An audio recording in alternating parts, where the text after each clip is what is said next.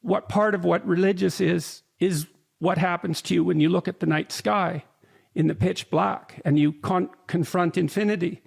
And there's an embodied set of experiences that manifest themselves independent of your will. And part of that is fear and trembling in the presence of the infinite. That's the awe, but there's also a call in that.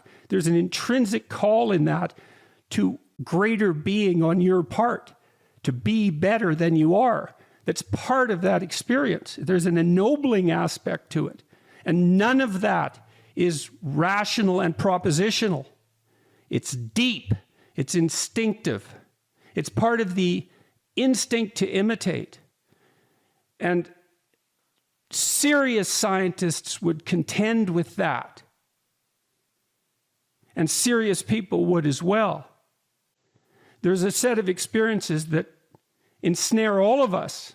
Dancing to music is another. What are we doing when we're dancing to music? Well, we don't know, but it's easy to think of it as mere entertainment or something trivial, but it's not. I had one of Canada's national treasures here yesterday, Rex Murphy, a very, very astute and profound person.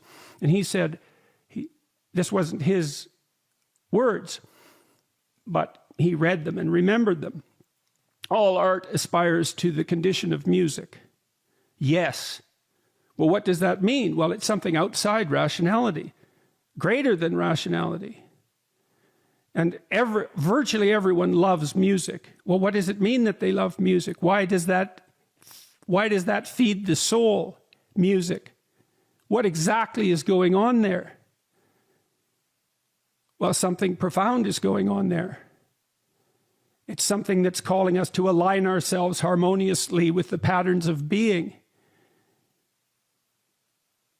And none of this is optional. And the other issue is, well, if the religious enterprise is failed, and anyone with any reasonable intellect can see that, then from whence do we derive our values? Exactly. Because the science I know has convinced me, and these are the most serious psychologists that I've read, people like An Ecological Approach to Perception. Is that the book? I can't quite remember. The title always escapes me. Gibson. Gibson. A Visual Approach. I can't remember the book. Eric, maybe you can just look that up briefly. It's Gibson, Perception.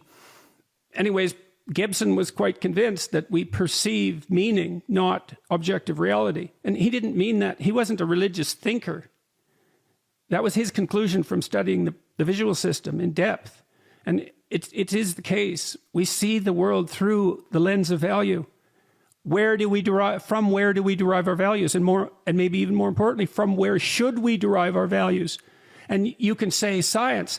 Yeah, but that's a facile answer. And it's a dangerous answer too, because it risks the politicization of science. And science strives, at least in some sense, to be value-free. And perhaps for the better, and perhaps that's a necessary part of the scientific enterprise. But we need values. They're not optional. The necessity for value is built into us at an unbelievably deep level, biologically, not conceptually, not as a secondary consequence of our rationality. None of that. It's a precondition for perception itself. And we haven't wrestled with the significance of that discovery. Now you see the earth-shattering significance of that discovery manifested itself in part in the realization of AI, artificial intelligence engineers, that it was virtually impossible to build an intelligent machine that could perceive the world unless it was embodied. And the reason for that was that the problem of perceiving the world was way more difficult than we thought, because we thought we just saw the objects that were there, the material objects that were there. But that isn't the case. It's really not the case. It's so much the case that if you try to build a machine that perceives the world that's just looking at the objects that are there, so to speak, you can't. It doesn't work. And so people like Rodney Brooks, MIT robotics engineer and a genius, he started figuring this out in like 1992, that in all probability, a machine would have to be embodied to perceive, because perception is so tightly associated with action, and action and perception are also so tightly associated with value. So you can't perceive without a framework of values. From where do we derive our values? From nowhere? And are they real or not? Well, what do you mean by real exactly? You can't see without them. So they're a precondition for the perception of material reality itself. And then we also know, we all know this. Some values are more important than others. Some things are deeper than other things. We all have that sense. We know the difference between a shallow story and a deep story. But we don't know what we mean by deep, and we don't know what we mean by shallow, but we mean something. And so then I would say, well, the deepest values are religious. That's a definition. It's an observation. And so when I could say we should scrap the entire religious enterprise as intelligent 21st century rational intellectuals. But, well, what about all these other problems? They're not going away. And they're not problems that are imagined by some coterie of superstitious religious scholars.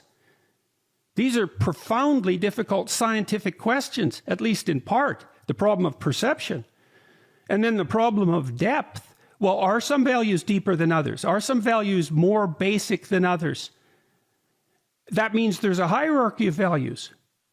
And that means there's something at the top that unites it all, or everything is fragmented. Those are the alternatives. And then so one of my propositions is that, well, what Christianity is, psychologically speaking, at least in part, is the attempt to specify the nature of the highest value. And part of that's an abstraction. And so that's what God is in the Old Testament, is an abstract representation of the highest value. And then there's another problem, is once you abstractly represent the highest value, how do you bring it down to earth so that it can guide your actions? And the notion of the incarnation is the answer. It's at minimum, it's the answer provided by the collective imagination of Western civilization to the problem of the embodiment of the highest value. And what are we gonna do? Are we gonna be children in the face of that? Or are we gonna think about it? Because it's a problem. Well, one of the things Mircea Eliade pointed out was, he was commenting, at least in part, on Nietzsche's observation of the death of God. And Eliade said, well, God has died time and time again, because one psychological problem with abstract ethical religious thinking is that the highest value can become so abstract that no one can have any relationship with it anymore. You don't know what it means for you. You don't know how to act it out. You don't know how to embody it. And so it's meaningless. It disappears. It floats away. But then when that happens to a culture, there's no central unifying value. And then the culture fragments. That's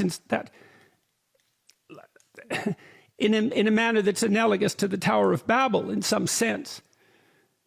And so something has to serve as a uniting value, and it is the highest value. And I do not believe that the rationalist types, the rationalist atheists, I don't believe they contend with these problems at all. And it's not because, it's because they don't understand them. They don't know these problems exist. They exist. These are fundamental problems.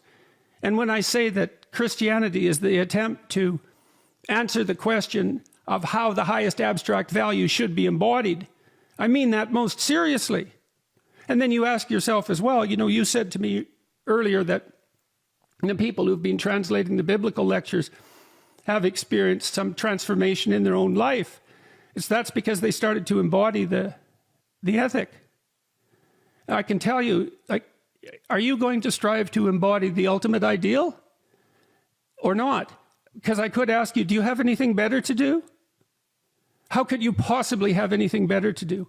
And if you don't want to do that, why don't you want to do it? Well, I don't believe in that. It's like, what do you mean by that? Exactly. Do you not believe there are any values? Do you believe you can just pick and choose? Do you believe that there's no uniting values? And if there are uniting values, do you believe that you have an ethical obligation to act in accordance with them or not? And then what do you think will happen if you don't? Because I know what will happen if you don't. You'll fall into a pit, and you'll drag the people around you into the pit with you. And as you suffer because you're in the pit, you'll delight in the fact that you're there and that you've dragged all those other people in there with you.